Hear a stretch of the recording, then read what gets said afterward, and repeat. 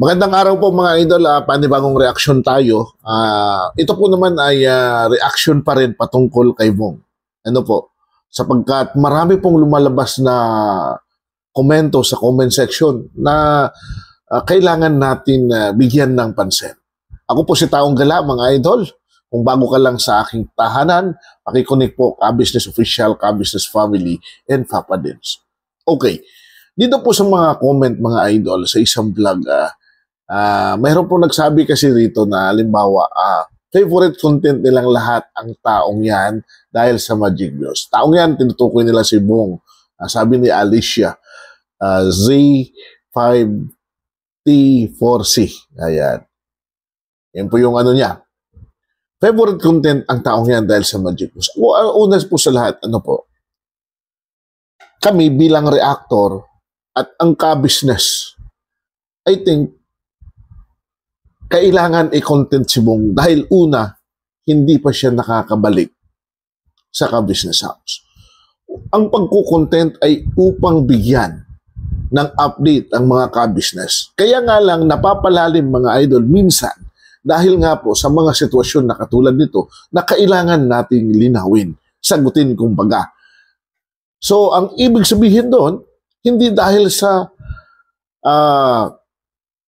favorite natin si Bong, kundi dahil sa may mga bagay na kailangan nating linawin upang mabigyan naman ng karapatang kumbaga yung pagkakataon na maipagtanggol si Bong. Kasi tulad niya ng sinasabi natin, durog na, dinudurog pa.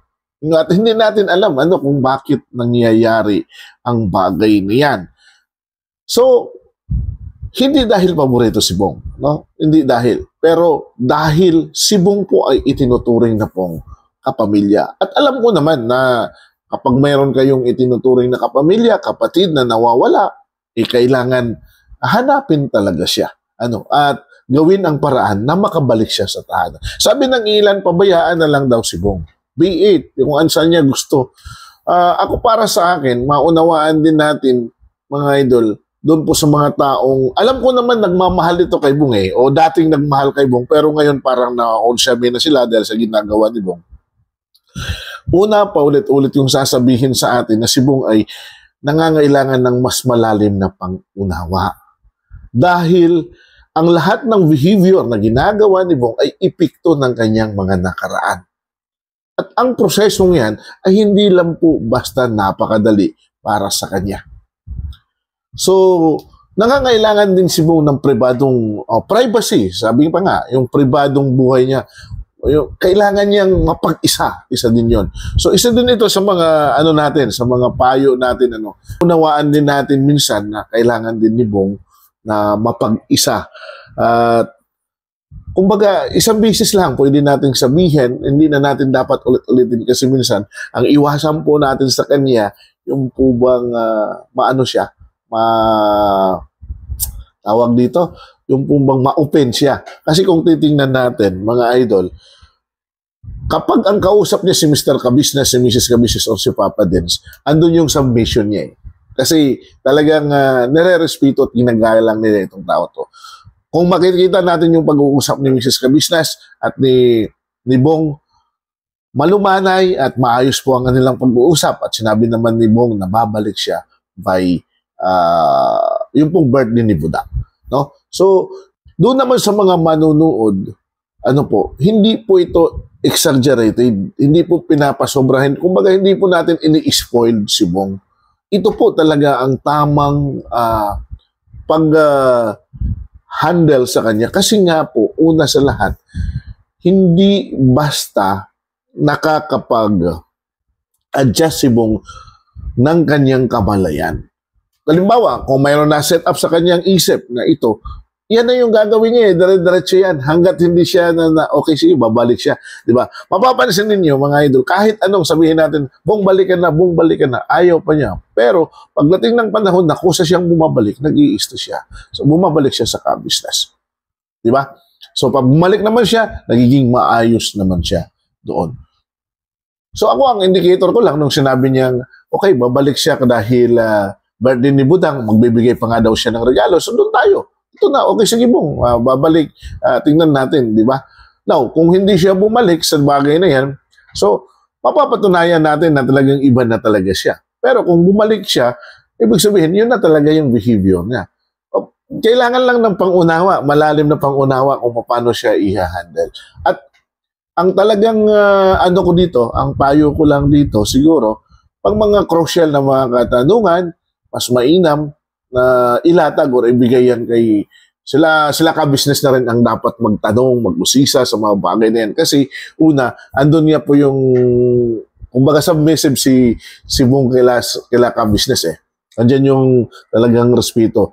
Kaya lang, mga idol, siyempre, ang concern din ng mga kagwang is dahil kapatid nila ito. No? Kapatid nila. Inuulit ko, tinatakel natin itong mga ano, kasi nagkakaroon ito ng epekto sa comment section. Minsan may mga nagagalit sa kagwang, minsan mayroon ding nagagalit kay Kuya Bong, di ba? So mixed reaction ang nangyayari mga idol. So siyempre, dahil naunawaan nila yung hirap ng kagwang sa paghahanap, maaari sigurong ganun, kaya nagagalit sila kay Kuya Bong na tila nagiging matigas na ang ulo. Pero tandaan ho natin mga idol, ano? Lahat ng mga consequences, lahat po ng mga pangyayari ay mayroon siyang domino effect doon po sa mga action na gagawin ni Kuya Bong. Ano po ibig sabihin ng domino effect? Dahil nga po sa territorial si Kuya Bong, dahil nga po sa gusto niyang kapag mapag-isa ay gusto niyang mapag-isa, wala po talagang intervention na pwede makabalik. Even Mrs. Ka-Business, di po ba? Nung nagkita sila ni Kuya Bong, hindi po nagawa ni Mrs. Ka, tara uwi ka na. Hindi po niya nagawa yon. Why? Kasi andun pa yung andun pa yung kamalayan ni Bong na hindi, kailangan ko pang pag-isa. Ngayon, ano ang sinasabi? Bitin ako sa bakasyon, bitin ako sa gala, di ba? So, minsan, kailangan din natin bigyan siya ng pribado buhay. So, privacy. Kailangan muna natin bigyan siya ng privacy hanggang sa mag-sink-in sa kanya na, okay na ako. Kasi ako naman, alam niyo po, naniniwala ako kay Bong na hindi na niya gagawin yung masyadong pag-iinom, yung kumbaga, control na niya yung kanyang sarili. Control na yung kanyang sarili. Hindi naman siya naglalasing na masyado, di po ba? So alam niya yung kahinanatan niya. Ang ano lang dito, ang crucial lang dito mga idol, siyempre, kaya naman pinapalo up siya, it is because kung magtatagal siya doon sa komunidad. Kasi kapag magtagal siya sa komunidad, may tendency na makabalik siya sa kanyang dati. Dahil malaya niyang nagagawa ang mga bagay na yan. So again, ang ating pong indicator na si Bong ay ganito, ito pong kanyang promise na bumalik. So after dito, kapag hindi po siya bumalik, saka tayo mag-comment, saka tayo magko-comment ng ay okay pala, ganito, ay ganyan. No po. Naunawaan natin yung damdamin ng mga nagko-comment, naunawaan natin yung damdamin ng mga taong nagsasabi ng negative pa about kay Bong kasi sila po yung nagmahal kay Bong. Kumbaga nasuko sila. Pero kung si business nga po ay hindi sinusukuan si Bong, bakit tayo naman? No? Kung tayo po ay tunay na nagmamahal kay Kuya Bong, andyan po dapat yung pangunawa natin. Until sa time na, sige, stop na.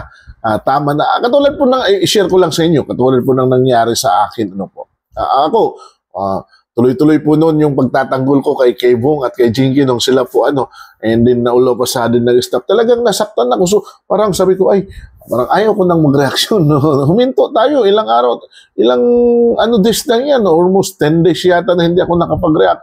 Binisi ko ang sarili ko kasi nasaktan ako. So, yun yung inilalagay ko yung sarili ko doon po sa sitwasyon ni Bong na nasaktan din yung tao. So, kailangan niyang magkaroon ng privado, ng privacy muna para makapagnilay-nilay. Una, naniniwala naman tayo. Doon tayo sa bottom line. Hindi masama tao si Kuya Bong. Hindi masamang tao si Kuya Bong. Pangalawa, mabuting tao si Kuya Bong. Kung mapapansin ninyo yung vlog nila Entoy, nasabi doon ni Kuya Bong, di ako nakakalimot mag-charge. Babalik ako sa charge. So, alam niya na nandyan pa rin yung takot niya sa Diyos. Kaya lang, kailangan niyan, kumbaga para sa kanya, may time frame yung kanyang, kailangan niyang mag-unload sa kanyang mga nararamdaman. Okay? So, sana po mga idol, masigit natin maunawaan si Kuya Bong. And the reason why na tinatopic natin ito, kasi hanggat may mga taong naguguluhan sa kanyang behavior, sa kanyang mga galaw, tayo naman bilang reaktor at nagmamahal kay Kuya Bong, patuloy natin pinagtatanggol siya upang higit natin maunawaan ang kanyang sitwasyon. Idol, paki-comment lang po dyan kung ano naman po ang inyong saloobin. Pero bago po tayo magtapos, please do connect Ka-Business Official, Ka-Business Family and Papa Dens, ang lahat po ng mga kagwang, and then ang lahat po ng mga reactors at ang inyong lingkod taong gala. Mga idol, maraming salamat po sa atin.